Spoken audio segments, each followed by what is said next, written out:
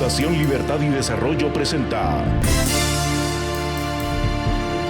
Razón de Estado con Dionisio Gutiérrez. Vivimos una época convulsa, promiscua y complicada. La política ha venido a menos, la democracia se ha abaratado. Da la impresión de que el ciudadano se está resignando a perder sus libertades y una porción demasiado grande en las nuevas generaciones, a falta de oportunidades y en medio de este mundo hiperdesinformado y confundido, busca quien se las paga y no quien se las debe. Los políticos en más países cada día, acomodados en esta era de la posverdad, nos mienten sin parar, nos roban sin piedad, malgobiernan los países que los ciudadanos les confiaron cuando no se roban el país entero. Los sistemas de justicia funcionan cada día peor y lo que menos ofrecen es la justicia que están supuestos a impartir. Un país sin justicia no es país. Y las élites no se enteran, ven para otro lado y no quieren darse cuenta de que el sistema que los llevó a donde están está en vías de extinción. La economía y la política son dos caras de la misma moneda. Las dos deben funcionar para que la moneda tenga valor. Una de las grandes desventajas de nuestro tiempo es la ilimitada ignorancia que hay sobre cómo funciona el proceso económico. Fundar una empresa, crear un empleo, enfrentar los desafíos de mantener un negocio a flote, desde el más pequeño hasta el más grande, y alcanzar el éxito son los retos que vencieron quienes fueron factor determinante en la construcción de las grandes naciones. Cuando uno se pregunta ¿cuáles fueron los factores determinantes que permitieron alcanzar éxito y desarrollo a los países del occidente desarrollado? La respuesta es que esos pueblos escogieron el camino de la democracia liberal, el respeto a la ley, una ley que es igual para todos, división de poderes y políticas públicas que propician la inversión, la competencia, la creación de oportunidades, soluciones a los problemas sociales y la más rigurosa certeza jurídica para que esta ecuación funcione. Esto es un modelo de desarrollo. No son milagros socioeconómicos ni son casualidad.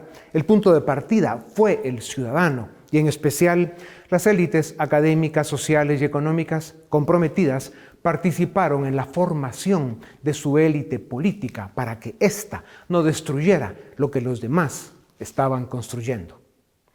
La democracia permite que los pueblos elijan mal. Son las reglas del juego y se deben respetar. Lo importante es poder cambiar a los gobiernos hasta que aparezcan 2 o 3 proyectos políticos que, respetando la norma democrática y con alternancia en el poder, den continuidad a un proyecto de Estado, a un modelo de desarrollo, hasta llegar a la cima del éxito y el bienestar. Si algo necesitan los tiempos que vivimos es que rescatemos la fe en nosotros mismos y la esperanza en el futuro, que regresemos al valor más grande que nos dieron los cielos, que es la libertad, y que desde ella trabajemos duro, hagamos los sacrificios necesarios y construyamos el mundo en el que queremos vivir, como lo hicieron las naciones que hoy, a pesar de los desafíos y las crisis que son parte de sus vidas, pueden decir con orgullo y satisfacción: somos las naciones que forman el occidente libre y desarrollado, lo mejor del mundo y a mucha honra.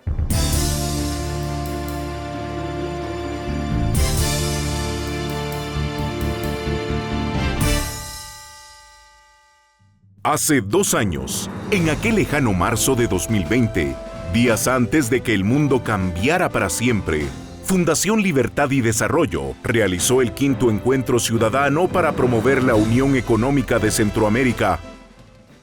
El 2 de marzo de 2020, Dionisio Gutiérrez, presidente de nuestra fundación, recibió a la delegación de Estados Unidos, formada por el exsecretario de Seguridad Nacional de Estados Unidos, Kevin McAleenan, el comisionado presidencial, Gil Kerlikowske, Jim Milford, exdirector de la DEA, y Richard Glenn, subsecretario de Estado, entre otros, para reuniones privadas. Además, llegaron a Guatemala los expresidentes José María Aznar de España, Mauricio Macri de Argentina, Felipe Calderón de México, Andrés Pastrana de Colombia, Tuto Quiroga de Bolivia, Laura Chinchilla, José María Figueres y Miguel Ángel Rodríguez de Costa Rica, Luis Alberto Lacalle de Uruguay, Yamil Mahuad de Ecuador, Luis Alberto Moreno, presidente del Banco Interamericano de Desarrollo, y el intelectual y escritor Moisés Naim. Luego del recibimiento de los invitados, se tuvo reuniones privadas entre los expresidentes y la delegación norteamericana con actores clave de la región. El 3 de marzo, se realizaron foros dirigidos a políticos, académicos, tanques de pensamiento, medios de comunicación y empresarios. Se discutieron los retos y desafíos de la región, se habló sobre soluciones compartidas a problemas comunes y se reflexionó sobre la ruta para construir la Comunidad Económica Centroamericana. Aquella noche, se ofreció una cena en honor a Centroamérica, con 400 líderes notables del ámbito político, diplomático, académico, empresarial y medios de comunicación de la región. Se proyectó el documental Centroamérica, un nuevo mundo, seguido por un emotivo discurso del doctor Dionisio Gutiérrez, en el que planteó la urgencia de construir la comunidad económica en la región. Al discurso del presidente de nuestra fundación le siguió la canción Himno a Centroamérica, en la que 7 artistas de cada uno de los países del Istmo plasmaron su talento como un regalo a la Unión Centroamericana. Hubo discursos y conversatorios entre las autoridades presentes y se dio la llave de la ciudad al presidente del BID.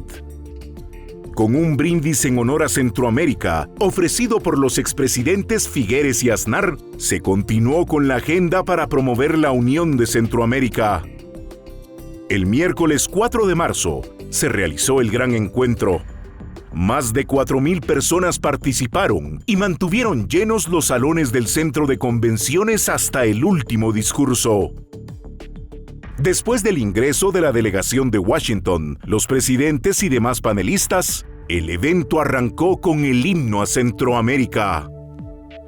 Dionisio Gutiérrez ofreció su discurso en el cual enfatizó la necesidad de tener un modelo de desarrollo en la región basado en 3 ejes. El primero, institucional, donde predomine el respeto al Estado de Derecho. El segundo eje, político, que garantice el respeto a la libertad individual, la propiedad privada y la confianza de los inversionistas. Y el tercer eje, relacionado con la indispensable integración económica como única alternativa para alcanzar el crecimiento económico que la región necesita. Posteriormente, se desarrollaron 3 conversatorios que fueron moderados por personalidades de reconocido prestigio global para dirigir la discusión entre las importantes personalidades de Iberoamérica que nos acompañaron. Se discutió sobre los dramas y oportunidades y sobre los desafíos y soluciones de la región. Se habló sobre cómo Centroamérica se ha convertido en una amenaza a la seguridad hemisférica por la corrupción, el crimen transnacional y el narcotráfico. Y en el último panel, se insistió sobre la necesidad de construir la Comunidad Económica Centroamericana. El secretario general de la Organización de Estados Americanos, Luis Almagro, también se hizo presente en nuestro 5º encuentro ciudadano y expresó su apoyo incondicional al proyecto de integración económica de Centroamérica. Con la firma de una declaración conjunta concluyó el evento cívico más concurrido que se había hecho en el centro del continente.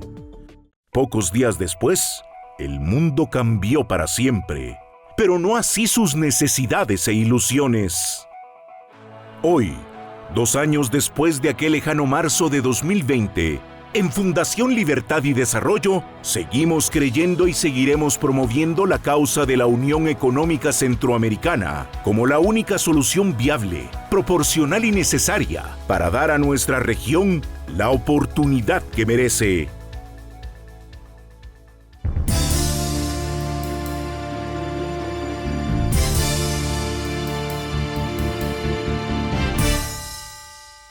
Haciendo el esfuerzo de abstraernos un momento de la desolación, destrucción y muerte que está causando el tirano enloquecido del Kremlin, hoy vamos a hablar de los argumentos, las razones y las claves para que las economías crezcan lo suficiente para aliviar el diario vivir de la gente.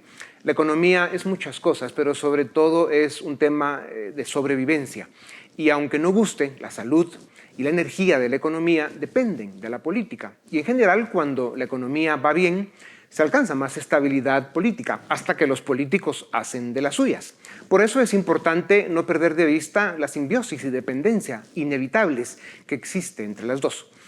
Con la era exponencial de la tecnología, la aparición de una pandemia, la política más disfuncional que nunca y con las élites en babia, los desafíos para alcanzar el crecimiento económico que el mundo de hoy necesita son extraordinarios.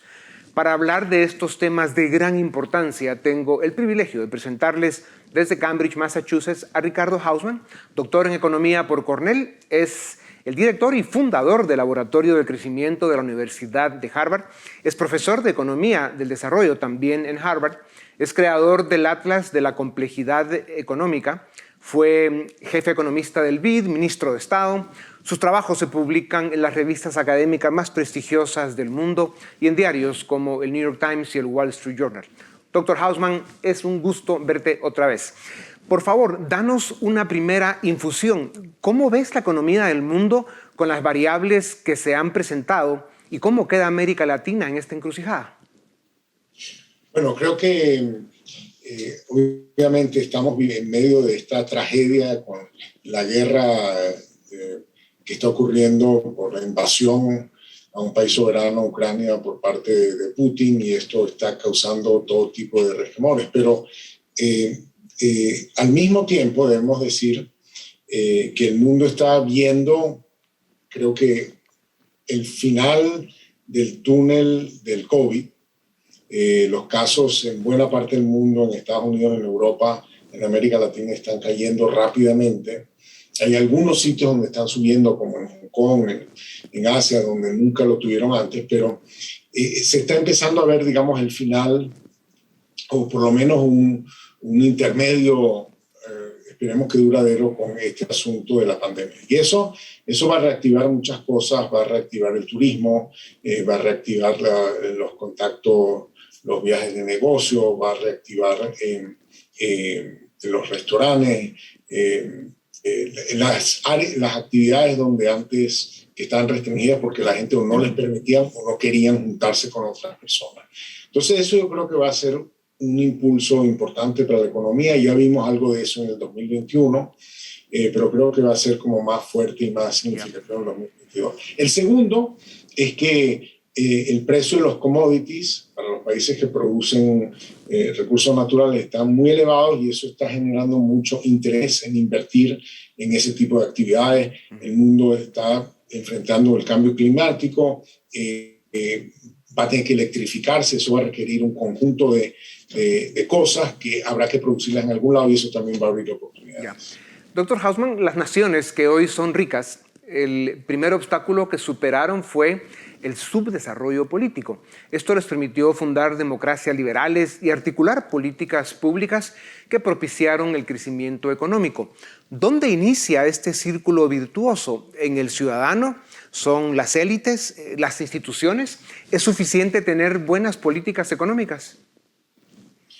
Yo lo veo un poco como una simbiosis entre la sociedad y el aparato político. Creo que lo que pasó en el mundo es que se desarrollaron unas tecnologías que requerían mucho más cosas que el Estado proveyera. O sea, se inventaron los trenes y, bueno, había que construir rieles, inventaron los automóviles, había que construir carreteras, autopistas, etcétera. Inventaron las telecomunicaciones, había que asignar espacio en las ondas hertzianas y asignarlos a empresas, etcétera, que pudiesen trabajar. De modo que yo creo que a medida que las sociedades se vuelven más tecnológicas, más de conocimiento, más de saber hacer cosas, requieren de un gobierno que pueda proveer de esas cosas, que pueda acompañar ese crecimiento que está ocurriendo en la sociedad.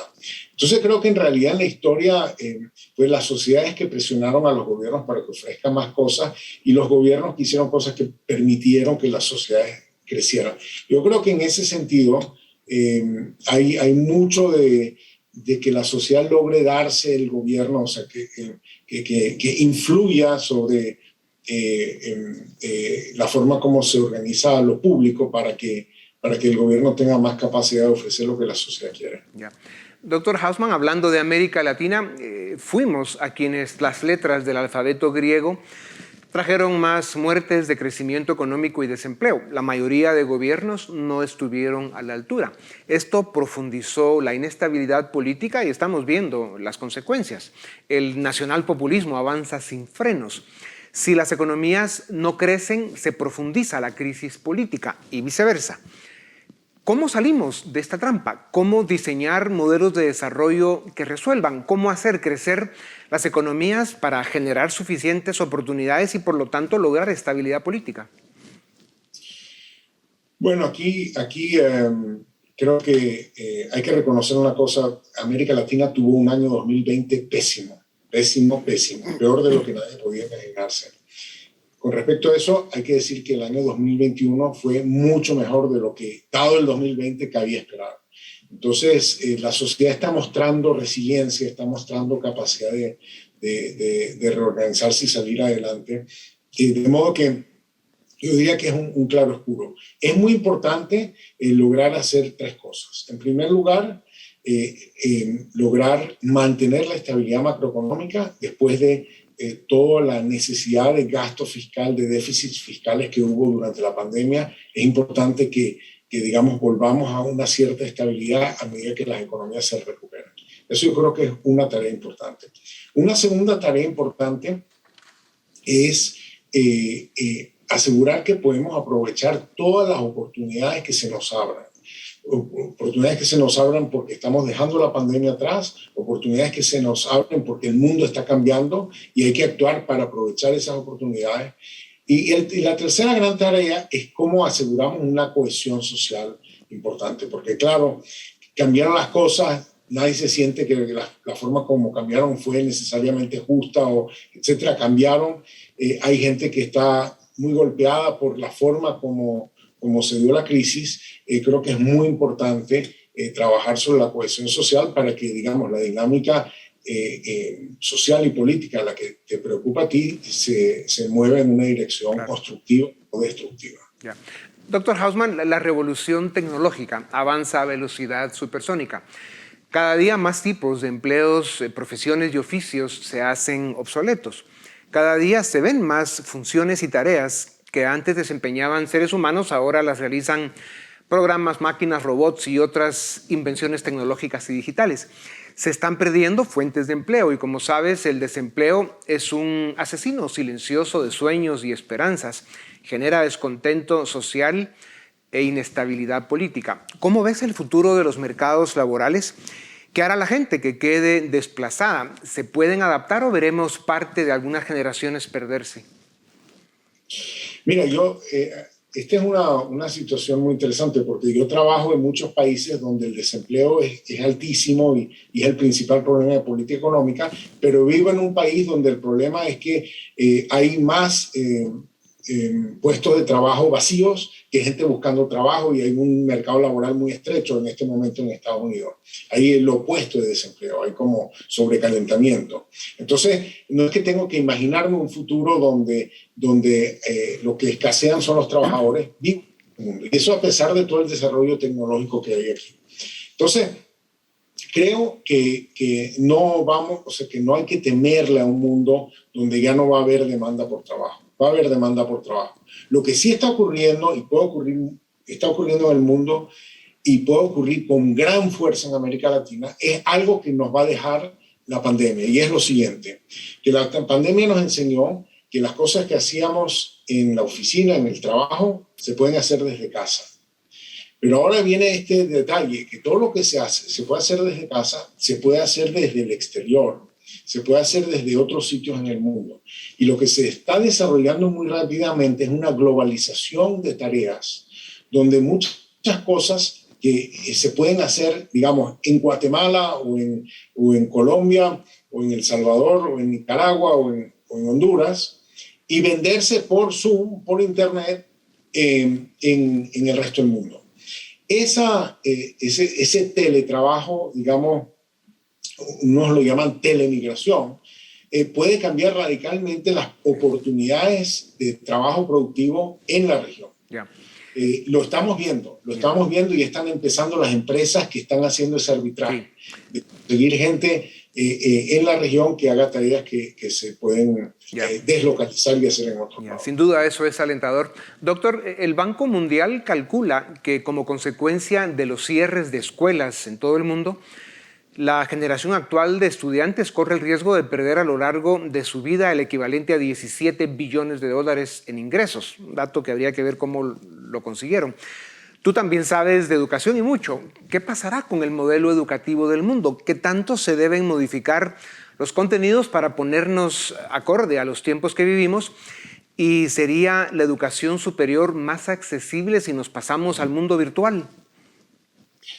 Bueno, ahí de nuevo, tú lo mencionas, hay siempre estas cosas claroscuras, ¿no? O sea, por un lado, la pandemia implicó que hay muchas horas de enseñanza que se perdieron. Y las que se hicieron con menos calidad porque eran por Zoom, etcétera. Los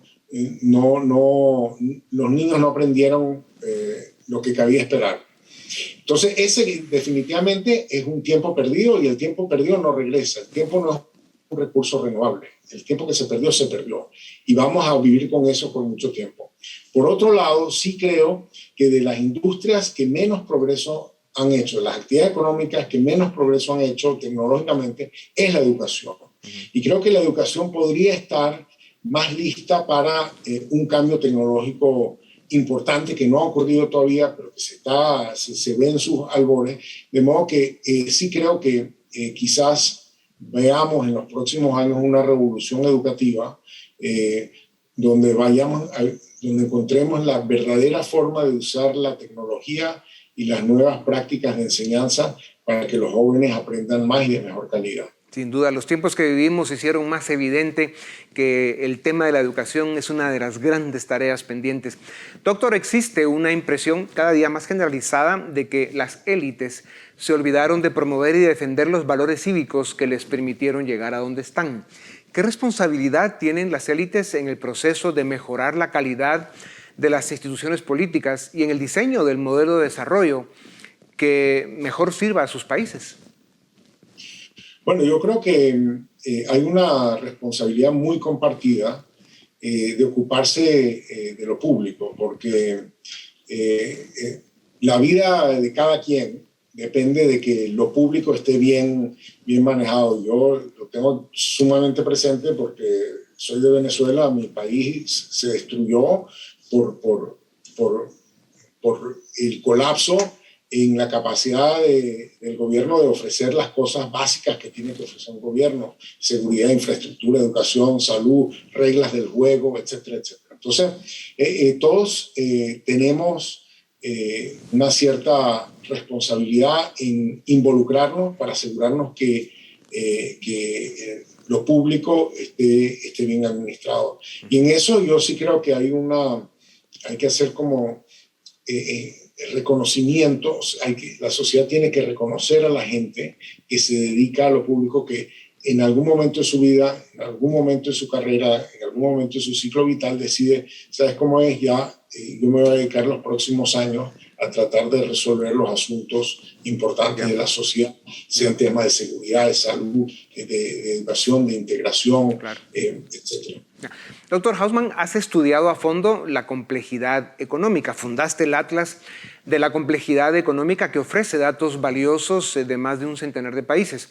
América Latina es una región que depende de las materias primas, como ya lo decías, y sus economías celebran cuando los precios son favorables, pero sufren cuando los precios caen. ¿Qué debemos hacer para dar valor agregado a nuestras economías? ¿Qué aportaría este esfuerzo al crecimiento y al desarrollo de América Latina? Bueno, mira, básicamente la forma como vemos el mundo es que el mundo, o sea, los países ricos son ricos no por los recursos naturales que tienen, sino por lo que saben hacer, por las cosas que pueden transformar. Uno no necesita tener cacao, o sea, producir cacao para hacer chocolate. O sea, los suizos hacen chocolate chocolate no necesitan hacer cacao. El cacao se puede comprar. Y igualmente hay muchas cosas que América Latina tiene que hacer, puede aprender a hacer mejor, que no dependen de tener sus recursos naturales. De modo que además de recursos naturales, cabe en los países de América Latina, muchas otras actividades que pueden o no depender de la presencia local de recursos naturales. Pero yo creo que los que no dependen de recursos naturales tienen una capacidad de crecimiento potencialmente gigantesca. Ya. Doctor, América Latina, regresando a ese tema que digamos, importa para el tema del crecimiento económico, América Latina está en un ciclo de caída en las garras destructivas del nacionalpopulismo. La democracia liberal está perdiendo la batalla. Dejamos de hablar de modelos de desarrollo desde hace mucho tiempo. Si rescatamos la sanidad política en nuestros países, ¿cuáles serían los ingredientes de un modelo de desarrollo exitoso? Bueno, yo creo que no sé todavía hacia dónde va América Latina en su totalidad. En algunos países como en el mío, lo describiste muy bien, me gusta tu término, pero en otros, digamos, las instituciones todavía están funcionando. Nos gustarán más o menos, pero son más o menos sistemas democráticos donde hay alternancia democrática. Los gobiernos pueden perder elecciones, las pierden con frecuencia. Tienen que conseguir mayorías en el Congreso para hacer las cosas. O sea, hay los chequeos y balances que tiene un sistema democrático, si bien hayan, digamos, algunas preferencias políticas que van en una dirección o en otra. Yeah. En esos países es muy importante mantener ese espacio de democracia ciudadana donde la gente puede tener distintas opiniones sobre cómo manejar el país, pero no se imponen los unos sobre los otros y le quitan la voz y la posibilidad de participación. Yeah. Creo que hay una parte de América Latina, por ejemplo, para darte el caso Chile, donde yo le doy el beneficio de la duda. La gente votó, está decidiendo una constitución, ya decidirán si la ratifican o no. Hay un nuevo gobierno, necesita lograr mayoría en el Congreso, que no lo tiene fácil porque no tiene mayoría, va a tener que negociar. Vamos a ver cómo funcionan esas instituciones. Yeah. Lo mismo te diría de Argentina. No soy un fanático del gobierno actual, pero hay elecciones en el 2023 y las encuestas dicen que el gobierno podría perder y podría venir otro. De modo que en esos países yo todavía creo que las instituciones pueden funcionar y pueden ayudar a que el país encuentre un rumbo democrático. Claro. Lo que me preocupan son los países donde la sociedad puede querer ir en una dirección y el sistema político no lo deja. Claro. No, a veces da mucha frustración ver que nuestros pueblos latinoamericanos a veces eligen a sus propios verdugos, pero lo importante es salir de ellos a través de procesos electorales democráticos. Doctor Hausman, ¿a dónde crees que llegarán los efectos inflacionarios en el mundo debido a los programas de rescate implementados por la pandemia, a lo que se vino a sumar la crisis que provoca la cobarde invasión a Ucrania? ¿Cómo nos afectaría que a la inflación se sume una guerra? Bueno, yo creo que hay dos cosas, ¿no? Creo que la inflación probablemente es producto del hecho de que se le puso a la economía demasiado estímulo cuando no tenía capacidad de respuesta. Pero creo que ese puede ser, si es bien manejado, un fenómeno transitorio y si se corrigen las políticas macroeconómicas que están en dirección de corregirse, creo que el problema podría ser un problema temporal. El asunto del shock de los precios de energía se debe a que, o sea, es agravado por este asunto de la guerra. Yo recientemente he publicado un artículo argumentando que la mejor forma de atender esta crisis no es poniéndole un embargo al petróleo ruso, sino poniéndole un impuesto al petróleo ruso, y argumento que un impuesto al petróleo ruso va a terminar siendo pagado por Rusia. Y de modo que el mundo va a tener más petróleo porque Rusia va a vender más petróleo, pero el dinero no le va a llegar tanto a ellos, sino que le va a llegar a los países que lo compran a través de este impuesto. De modo que yo creo que es posible atender esta crisis sin que se enriquezca el dictador. Claro, claro, los impuestos pueden ser castigo. Doctor, en pocas palabras, con los segundos que nos quedan, si consideras que a pesar de la severidad de las crisis que estamos viviendo, hay espacio para estar optimistas, ¿qué dice tu bola de cristal? ¿Cómo ves el mundo en 5 años? Mira, yo te diría que en el mundo siempre hay oportunidades para que las cosas mejoren y realmente es la responsabilidad en cada momento de la historia de que encontremos dónde están esas oportunidades y cómo podemos aprovecharlas. Yo soy estructuralmente optimista a pesar de las dificultades que el mundo ha pasado y que incluso yo he pasado, pero creo que estos no son los años más difíciles que vamos a enfrentar y es posible hacer mucho progreso en los próximos 5 años. Como todo esto también pasará, dice un querido maestro que el pesimismo entorpece, nos hace infelices y que el optimismo inteligente, que es el que tú sabes enseñar, en cambio unge el espíritu de salud. En estos tiempos de preocupaciones e incertidumbre, solo nos queda apelar a que nunca es tan digno el ser humano como en la derrota y que es precisamente en momentos como este cuando se puede aprender, pues como dice el maestro, nada se gana si algo no se pierde. Gracias, querido profesor, el valor que tú agregas al mundo es motivo de optimismo y esperanza. Gracias por tu tiempo, a ustedes también gracias. Esto es Razón de Estado.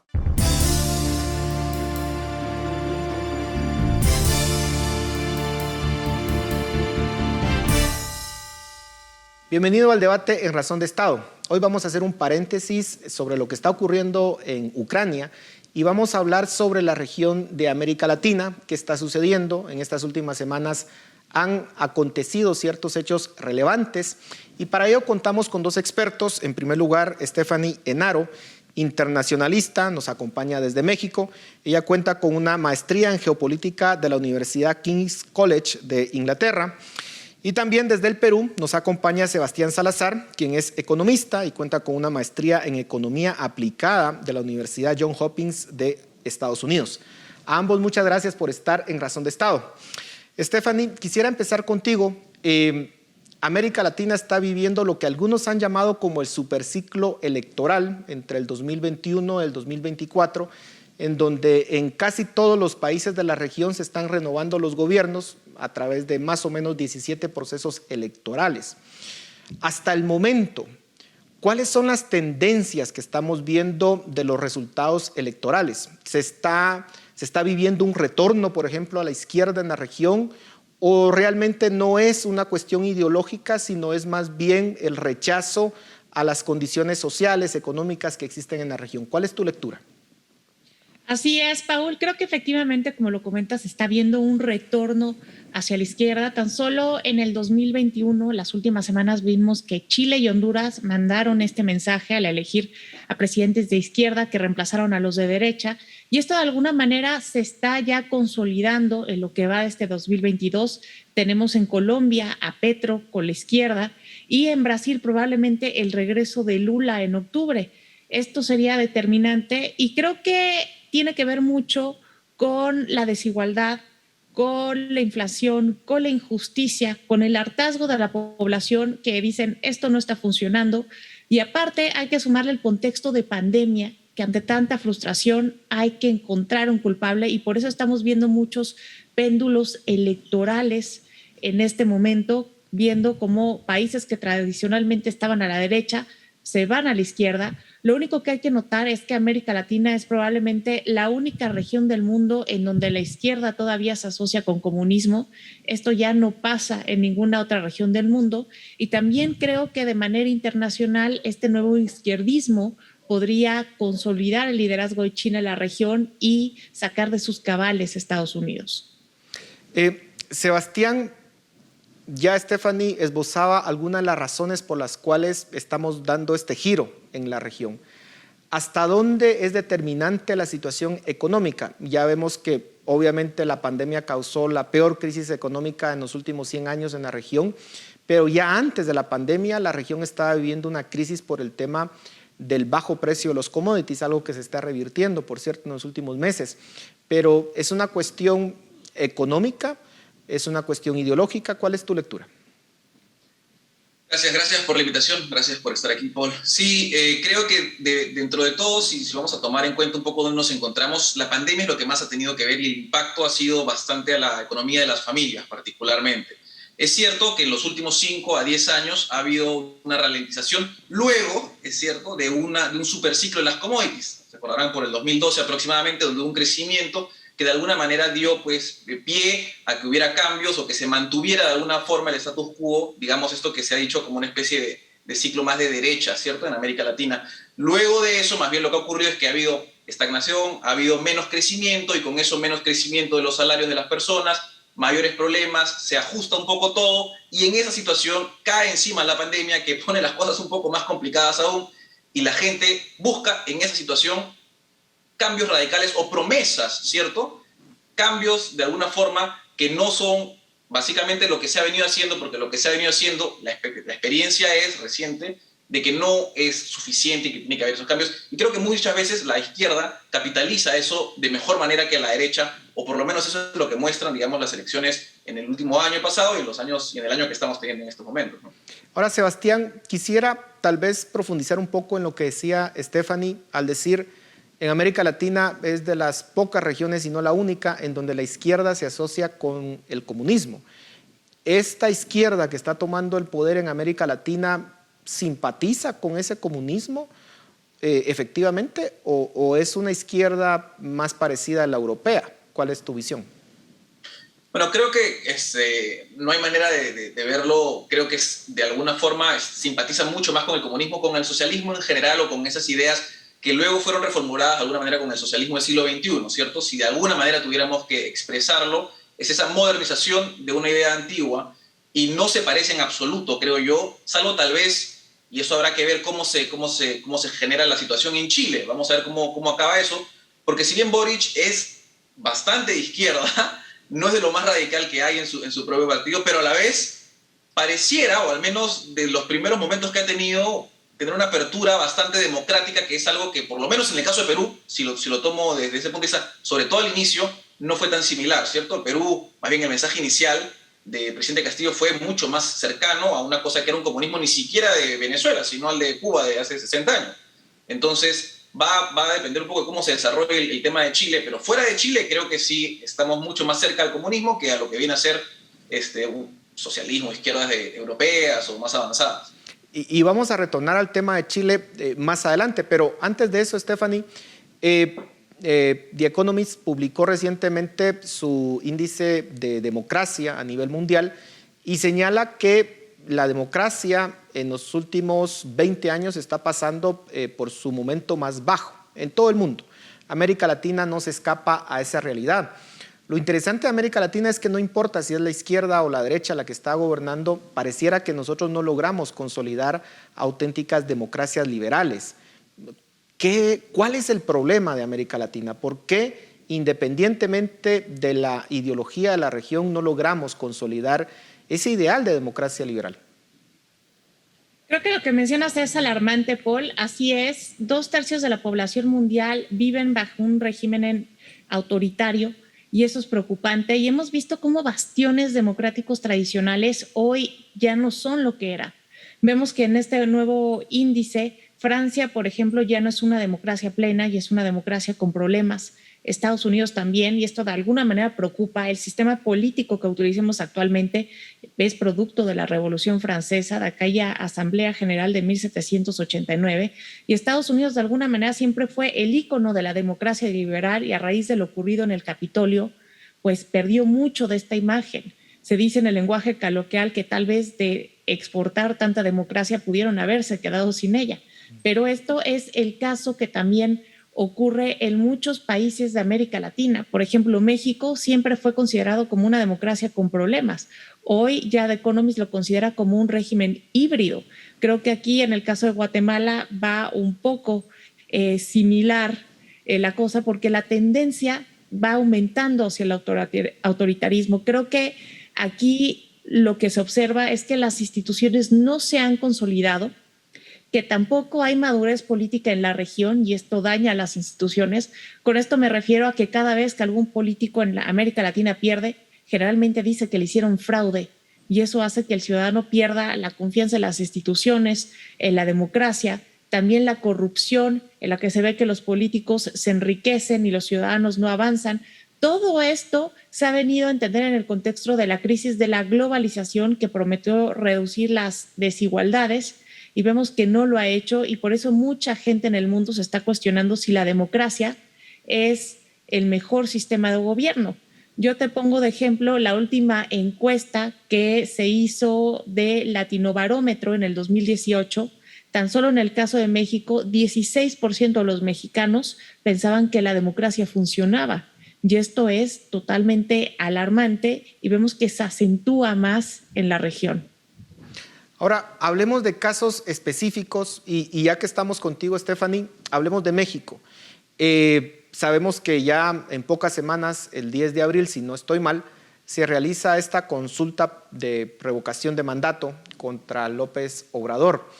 Ya el expresidente, uno de los expresidentes de la Coparmex decía, miren, esto es una farsa, aconsejamos que la población no participe. ¿Cuál es la expectativa de lo que está por ocurrir en México, Stephanie? Es un tema muy delicado. De alguna manera, esta no es una revocación de mandato, es más como una ratificación de mandato porque el presidente no lo necesita. Tiene una popularidad bastante elevada que dependiendo de la encuesta que uno vea, rosa entre el 60 y el 70%. Yo creo que es más que nada una estrategia electoral para que al llegar el bien posicionado al 2024 pueda impulsar a un sucesor de su partido. Y más allá, esto va contrario a la Constitución y a lo que los votantes que lo eligieron en el 2018 esperaban, porque se eligió un presidente para gobernar 6 años, no 3. Esto de alguna manera lo contradice y vemos que es una táctica que ya se ha utilizado en Bolivia y en Venezuela, donde después de las crisis los presidentes acuden a la revocación de mandato para salir fortalecidos y mostrar que cuenta con el apoyo popular. Lo hizo Nicolás Maduro, lo hizo Evo Morales. Y aquí el caso no sería diferente porque tenemos la inflación más alta que hemos tenido en los últimos 30 años, los casos de contagio no bajan y también el escándalo de la Casa Gris del hijo del presidente corre el riesgo de convertirse en el nuevo símbolo de su gobierno. Entonces, esta revocación de mandato es una estrategia política para asegurar el futuro de su partido. Sebastián, en Perú, pues la crisis política que están pasando no es menor. El presidente Pedro Castillo está en un segundo proceso de destitución en el Congreso. La pregunta es, ¿cómo podemos entenderlo? Luego, pues, del resultado electoral que tuvo, que por supuesto no fue arrasador, pero más bien nos evidenciaba un Perú dividido, pero de todas formas, la crisis política que está enfrentando es muy fuerte. ¿Cómo entenderlo y cuál es tu perspectiva? Sí, la situación en Perú es una crisis, ha sido una crisis constante. Nosotros llegamos, particularmente es importante tomar en consideración que nosotros llegamos a estas elecciones en las que gana Pedro Castillo por un margen corto, pero gana, luego de haber tenido una sucesión de 5 presidentes en el lapso de como 3 semanas. Porque se destituyó un presidente, entró otro, salieron a protestar en contra de ese presidente, entró otro, y luego pasó que al final era presidente del Congreso y cuyo único objetivo era convocar elecciones. Y en ese contexto es que es elegido Pedro Castillo en plena pandemia, luego de esta gran, digamos, turbulencia política en general. Ahora, luego de esa situación, Pedro Castillo entra con un mensaje muy peculiar, porque entra siendo muy radical su mensaje, muy radical de izquierdas, como decía hace unos instantes, similar más a Cuba que a Venezuela en su momento. Si bien ahora se viste más como Evo Morales, Pedro Castillo. Esto, lo que ocurre, divide inmediatamente a la población porque muchos entienden que nuestro sistema, si bien necesita un cambio, no necesita, digamos, una cosa tan drástica y radical que pueda poner en peligro todo lo que se ha avanzado, porque Perú, hasta la pandemia, había avanzado, todos los años había crecido de una forma espectacular. Entonces había tenido por lo menos un desempeño económico decente. Luego de eso, en esos 7 meses que Castillo ha estado, ni siquiera va un año, y ya tenía una cantidad de problemas y escándalos políticos y de corrupción que de alguna manera lo involucran, pero que tal vez no es él directamente la persona, pero sí un ministro por acá, un ministro por allá. Él coloca a ministros y a personas que están en posiciones porque son más bien cercanas a él, pero que no tienen de ninguna manera la capacidad. De hecho, el actual ministro de Salud no logró ser autoridad de salud en una región porque no tenía la idoneidad para el cargo. Y ahora es ministro de todo el país de salud. Es un ministro que además se le ha encontrado, por ejemplo, vendiendo o promocionando una cosa que se llama agua racimada. Más allá de eso, hace una semana y media salió un testimonio de una persona que había ido a reuniones en la casa donde se hospedaba el presidente, diciendo que el presidente tenía conocimiento de que se llevaba a cabo no una mafia, pero una organización de colocación de obras y que así se gana dinero. Entonces, eso cambió drásticamente la coalición de poderes, porque además involucraba a congresistas que habían votado en contra de la moción de vacancia la vez anterior, entonces ahora han votado a favor, con lo cual se encuentra en una situación bien peculiar. Tan peculiar es la situación que ayer, y esto, disculpa que me extienda, pero ayer el presidente decidió ir al Congreso, fue al Congreso, habló, el primer ministro había dicho que iba a haber sorpresas, el presidente terminó su discurso, no dijo particularmente nada, y después, una hora después, salió el primer ministro a decir que originalmente iban a plantear adelantar las elecciones generales, y cosa que el presidente ni siquiera no lo mencionó, o sea, ya nadie sabe qué está pasando, si es verdad lo uno, si es verdad lo otro. Entonces, en ese contexto, ¿dirías, Sebastián, que va a lograr pasar esta prueba el presidente Castillo? ¿O tu perspectiva es que va a tener la misma suerte que varios de sus antecesores? Yo creo, en este caso particular, que es muy difícil que vaquen al presidente, o que lo destituyan al presidente Castillo, porque para llegar a la votación se necesitan 87 votos de 130, y esos últimos 11, porque la moción ha pasado con 76 votos, esos últimos 11 son de personas o de grupos que son muy cercanos al gobierno. Entonces tendría que ocurrir algo muy drástico de acá al 28 de marzo, para que 11 personas, que son además básicamente el partido oficialista dividido en 3, decidan no apoyar al presidente, ¿no? Bueno, ¿qué puede ocurrir? Quién sabe, pero lo más probable es que se quede. Se nos está terminando el tiempo y quisiera que discutiéramos un poco, quisiera tener la perspectiva de ambos, muy brevemente porque ya tenemos pocos minutos, pero ¿cuál es el futuro que ven de Chile? Acaparó titulares la investidura del presidente Gabriel Boric. ¿Creen que realmente va a cambiar el modelo o no? Stephanie, rápidamente, ¿cuál es tu análisis? Bueno, esa fue una de sus principales promesas de campaña y creo que los chilenos se volvieron más exigentes y de alguna manera están pidiendo un Estado que intervenga más en la vida pública. Quieren un Estado benefactor que no lo han tenido desde 1980 y esto podría alterar muchísimo las cosas porque ahora habría gasto público que se tendría que considerar que antes no estaba. Creo que de alguna manera el modelo ya cambió desde el momento en que Boric llegó a la presidencia. Sebastián, ¿tu perspectiva? Sí, yo, como me extendí en la anterior, voy a ser bien corto en esta. Creo que lo que Boric puede hacer o no puede hacer va a depender mucho de los resultados de la convención, del texto que surja de eso y si es que se aprueba. Dependiendo de eso, es cierto que va a haber más intervención, pero va a depender mucho del campo de acción que tenga. Más allá de eso, no sé qué puede hacer Boric. Y rápidamente ambos, ¿creen que el resultado del cambio del modelo chileno se parecerá más a Venezuela, a Argentina o a los países nórdicos? Stephanie, rápidamente. Me parece que iría más por el rumbo de los países nórdicos, por los estatutos que se han mostrado de manera pública y como bien lo dice Sebastián, porque es de alguna manera lo que se está planeando con el resultado de la convención que ha elegido a gente de izquierda. Vemos que eres bastante optimista al respecto, Sebastián. Sí, yo también creo, voy a tomar la historia de Chile en las últimas décadas como punto de partida para pensar que ellos más bien van a buscar ir más hacia el modelo europeo, con probablemente uno que otro tropezón tal vez en el modelo argentino, pero que se acerquen a Venezuela lo veo inviable. Bueno, ojalá que por el bien de ese país se cumpla. En los pocos minutos que nos quedan, o segundos ya, ¿cuál es su perspectiva sobre Colombia? Y con eso terminamos. Stephanie, ¿crees que Petro llegará a ser presidente de Colombia? ¿Qué nos dicen los resultados de esta reciente ejercicio electoral del domingo?